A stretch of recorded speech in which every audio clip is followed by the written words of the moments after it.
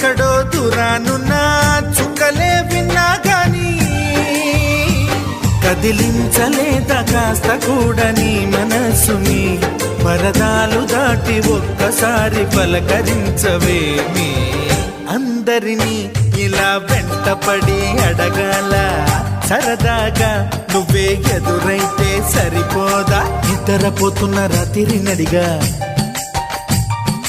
గుడ్డికి చేరిన గువ్వల నడిగా